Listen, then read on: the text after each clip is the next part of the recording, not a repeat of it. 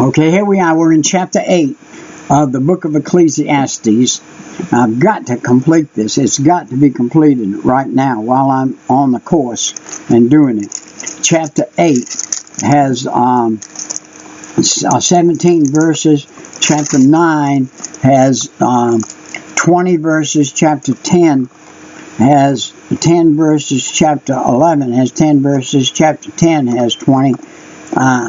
And chapter 12 has 14. So I've got about 40 verses to read here in a 15-minute setting. So we're going to jump right in.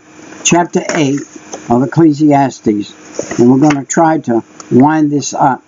And that we're going to be submitted to the authority of God. And that's what this is about. Who is as a wise man? And who knoweth the interpretation of a thing? A man's wisdom maketh his face to shine, and the boldness of his face shall be changed. And that is a fact, an absolute positive fact, that you can meet me when I was a drunk and a heathen and a thief and everything. You could have met me the next day after I was saved. I was a new man. I looked in the mirror. I was not the same person. I counsel thee to keep the king's commandments, and that in regard of the oath of God.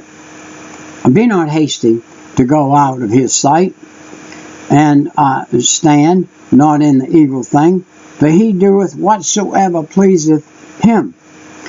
Where the word of the king is, there is power.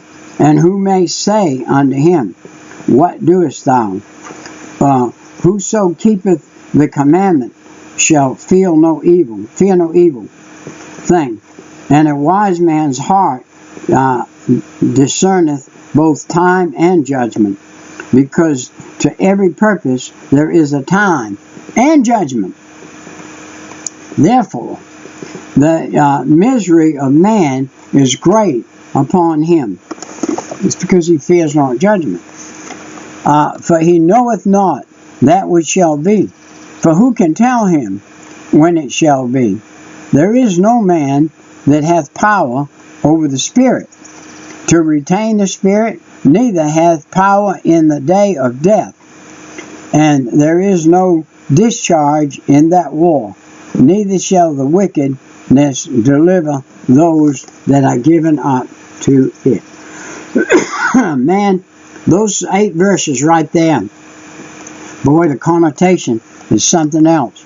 All these have I seen, and prepared my heart upon every work that is done under the sun. There is a time wherein one man ruleth over another to his own hurt. And then we're going to look at the inability to understand all of God's doings. Through Jesus Christ we can now. We're reading Old Testament. And so I saw the wicked buried, who had come and gone from the place that of the holy, and they were forgotten in the city where they had so done. This is also vanity, because the sentence against an evil work is not executed speedily. Therefore, the heart of the Son of Man is folly, set in them to do good.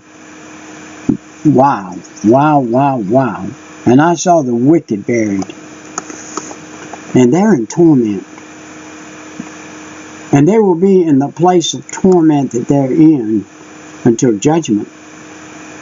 And after the judgment, they will be cast into the eternal fire forever and ever and ever, never more to be mentioned again or thought of again.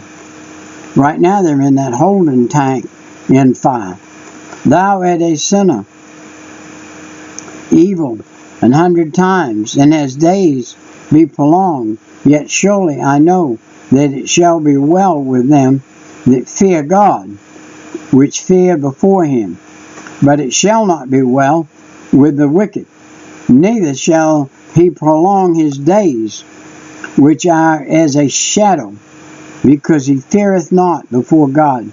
There is a vanity, and there is done upon the earth, that there be just men unto whom it happeneth according to the work of the wicked.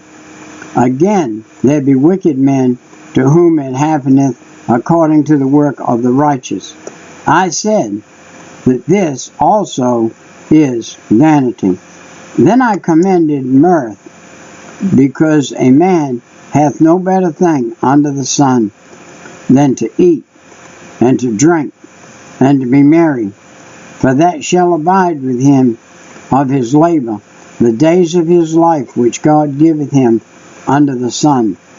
Hey, when I applied mine heart to know wisdom and to see the business that is done upon the earth, for also there is that neither day nor night that seeth, that sleep with his eyes.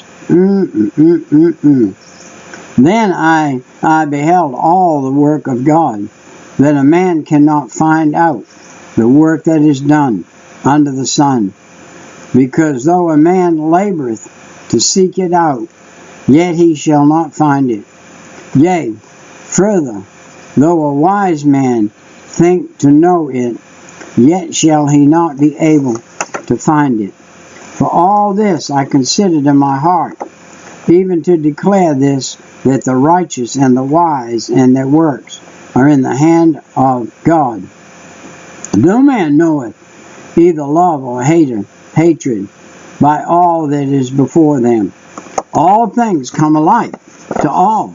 There is one event to the righteous and to the wicked, two, and good and clean, and the unclean.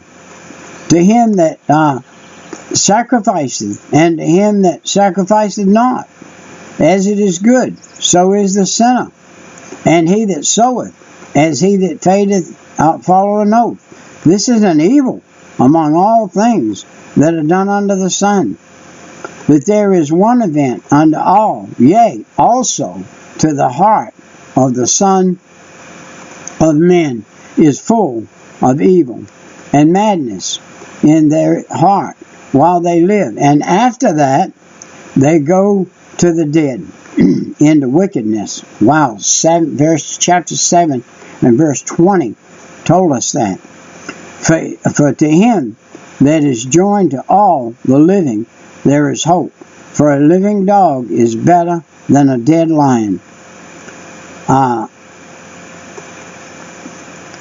For the living know that they shall die, but the dead know not anything, neither have they any more a reward, for the memory of them is forgotten. Job 14 and 21.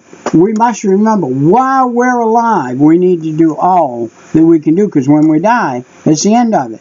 Also their love, and their hatred, and their envy is now perished. Neither have they any more a portion forever in anything that is done under the sun. Chapter 3 and 22. Enjoy life while you have it. Go thy way. Eat thy bread with joy, and drink thy wine with merry heart. For God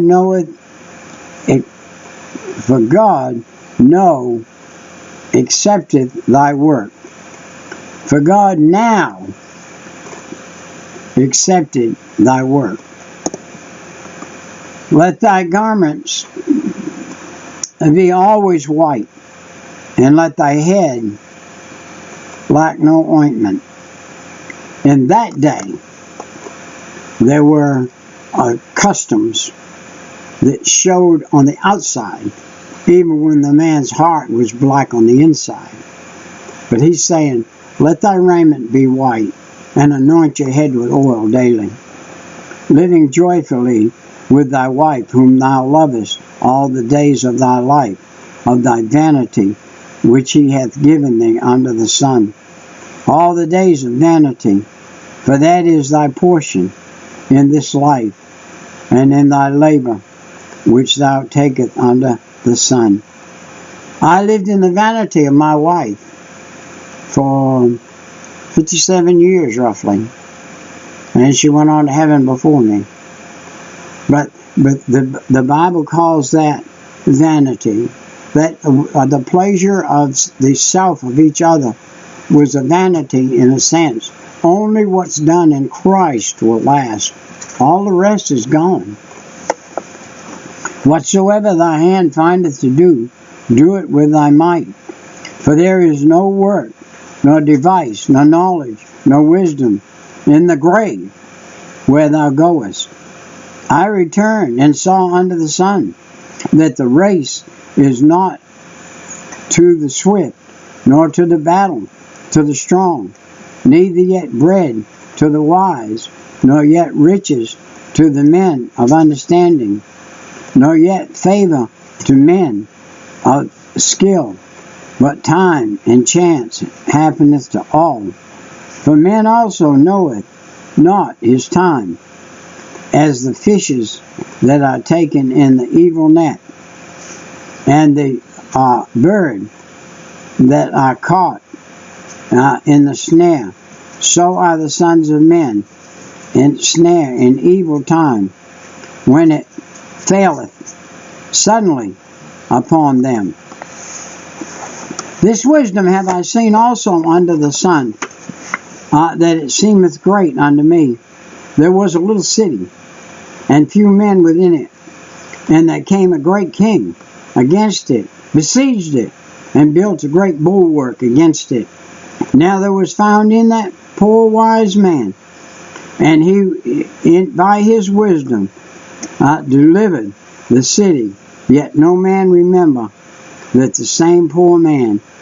Then said I, wisdom is better than strength. Nevertheless, the poor man's wisdom is despised, and his words are not heard. The words of wise men are heard in the quiet more than the cry of him that ruleth among fools. Wisdom is better than the weapon of war, but one sinner destroyeth much good. I'm going to leave this at the end of chapter 9. There is 10, 11, and 12. Read it for yourself. Eat it. Digest it. Think about it. And enjoy it. Give a portion to 7, also to 8. For thou knowest not what evil shall be upon the earth. You don't know what's going to happen tomorrow. Pass on this week to 7, even to 8. What you know, that Jesus Christ saved your soul, and he will save them. Now you read yourself 10, 11, and 12, and devise what God has for you. We'll see you next time. Right. Bye-bye.